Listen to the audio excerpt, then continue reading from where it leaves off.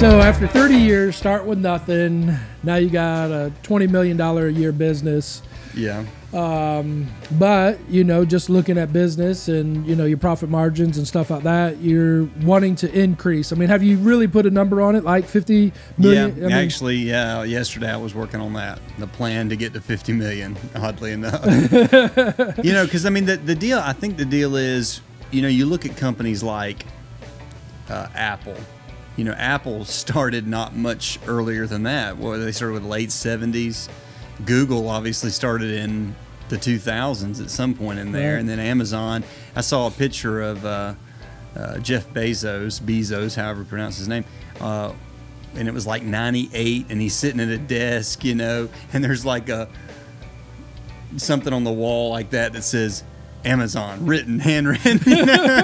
So everything starts at some point, and so you think to yourself, how does something go from that small to just an explosion where they just take over the world, dominate? Yeah. So I really feel like at some point in every business that gets that big, there's a snowball effect that happens.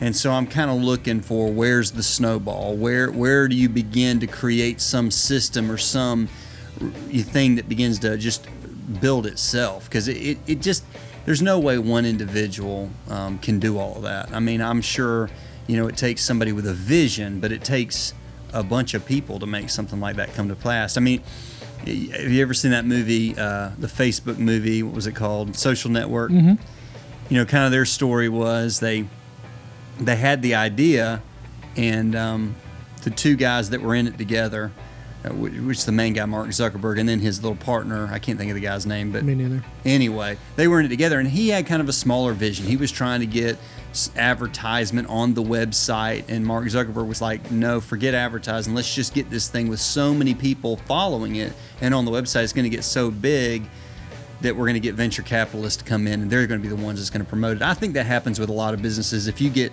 big enough, you get the big money people behind it, and that's what really drives it. But some of the things I was thinking about to try to get from 20 million to 50 million, and then once you get to 50 million, you got to try to go for 100 million. You always need to be looking at that, because I think if you're just trying to keep what you got, or if you're just trying to maintain or not go beneath a certain point, it's like you're just looking in the wrong direction. That's been kind of my thought. If you're limiting the capacity of what's available, you can't just look at yourself. You have to look at, let me get a vision that's so big that I can't achieve it on my own, and then begin to see, okay, if I could achieve this, what steps would need to take place to make that happen? And I think in just talking about it and entertaining it in your head enough and beginning to visualize it, that's the start that starts pushing everything in that direction. So some of the things that I was thinking about is, we have one office with 7 full-time salespeople. We have some other people that sell, but they're kind of hit and miss. They just do it for a little commission here and there. And so I'm thinking we're doing that out of this area, which is not a real metropolitan area. Now we're reaching out, but what if we had sales offices in bigger cities?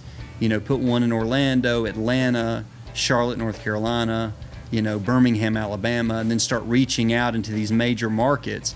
And if you just had 2 or 3 salespeople in each of those offices, what if each office could start out with doing 5 million, 10 million? And that would be the goal. If you had a couple of salespeople, they need to at least do 5 million. I would expect them to be in the $5 to $10 million range. So if you had 3 there, 10 million is a definite possibility. So if every one of these branches you open up can do $10 million in sales, it don't take very many to get to that $50 million mark. And so that's kind of been the thought I was having yesterday as I was pondering, how do we get to where we're going?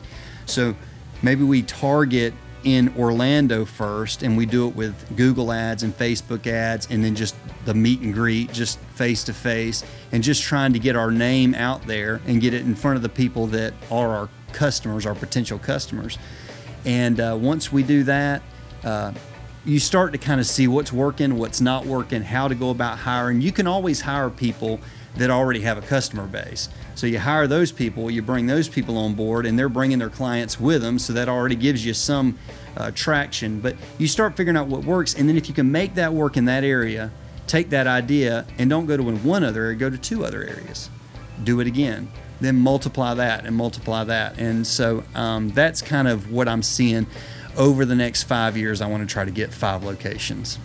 Yeah, most people, they feel good about their business. As a boss, you grow up your business, you're happy, you got all the corks out, you're running, you're maintaining, you're growing a little bit. But most people's growth comes from the people that hire them. We're going to do 10% more this year, and so we're going to give you 10% more work. And so, if you went from 20 million basically to 22 million because of all of your customers went up by 10% this next year. And so you're limited to what your current clientele does if you don't increase your sales force or your opportunities or stuff like that. Yeah. So, I think it's a great point. And, we've even discussed, not being so locked into an area, but Right. putting out advertising into 20 different cities, 10 different cities, Right. in the South, 10 different cities in the East, 10 different cities in the West and the North, and see which of those 10 cities you get the most replies back to Right. before you actually commit to a location or stuff like that,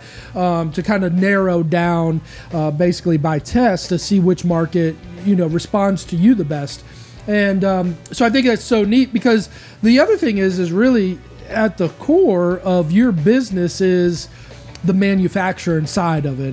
That's where the most money's basically probably spent for you. Oh, yeah. Employees, manufacturing, so you got a large amount in the material, but you'd have that anyways. To build another manufacturing warehouse at 10 different locations, Very difficult. very difficult and expensive. Yeah. And so now, are you ready for your current facility to increase, with 1 or 2 more locations? How do you kind of take, what you're doing now and say, we could produce 20% more, we could produce, because you're almost at the point where you're saying you want to produce 100% of what you're doing right now. Right.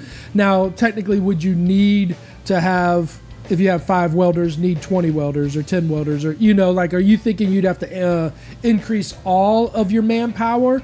Or what are some of kind of your visions on that? Some of it, we're going to look to other companies to help us, I don't want to say sub out. That's not really the word I'd look for. Just provide us with some of the things that we might have a shortfall on, because we are basically max capacity at our current location.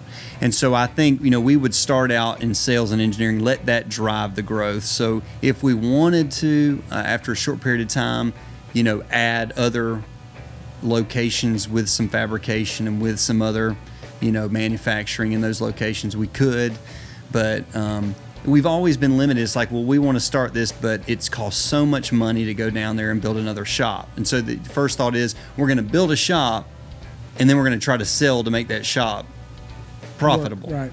That I think that's a backwards way to look at it. I think is, let's 100%. build the sales, and then let the sales drive the growth of the manufacturing. We found a way that we can partner with some other companies that are bigger than us to basically catch any shortfall that we might have, because we are at max capacity. Now, we could run double shifts and do night shifts and whatever. We could do that, and that may be something we might look at if we're just needing that to do that bad.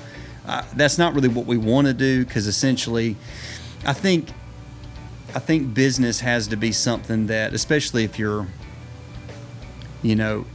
private owned, it has to be something the owners want to live with. Right. And right now, I know for a fact the owners don't want to be dealing with weekend work at nights, because it's going to be something that's weighing on their minds, and they don't want to be dealing with that. So we're trying to keep it in the context of the 5-day work week, from the morning to the 5-6 o'clock at night. So Yeah, that's so important, to be able to be on your own terms, and I've tell people all that. I met a guy the other day. I was picking up a load at a job, and he comes over to me and he's like, oh, he thought I was a hot shot, because I had the trailer and truck and I'm picking up material, and he's like, oh, how much you get paid per mile and stuff like that. I'm like, no, this is mine. And so he's like, oh, he worked for FedEx, and he's like, I want to be my own delivery guy. And so I love talking to people about business. So I'm telling them how much the trailer is and how much truck is and stuff like that. And I just talked about all these different things. And I said, but don't buy the trailer. I said, get the contract first. I said, Right. borrow, rent, do whatever it takes to experience what it's like to haul without the financial commitment of a $10,000 trailer, you know? And he looked at me funny, and I was like, because most people think that if you buy something, it will make you successful. Right. And it doesn't. It just does It not. doesn't. It makes you in debt. Right. And a lot of people, because they don't have $10,000 or $10 million to build a, you know, I mean, money's a relative thing. You know, if you're producing revenue in the $10 to $20 million a year range, $10,000 isn't as much, but your expenses aren't normally $10,000. Your expenses are $100,000 and $1 million, and so it's just relative in the amount that's coming in, and that's, you know. But I agree with you totally. I mean, don't run out and just think that I'm going to go and I'm going to buy a brand new truck, a brand new trailer, a brand new, you know, lawnmower or whatever. I'm getting the lawn business. I'm going to spend all this money on all this equipment. It's going to bring business. That movie, Field of Dreams, it's not realistic. It's not how business works. It's not right? if you build it, they will come, or if you buy it, the business is going to come. It doesn't work that way. Sales, and one thing you and I talked about, sales and marketing is the key to business. I mean, if you're good at selling and you're good at marketing, you're just going to be so overcome by the amount of business that you can do something with.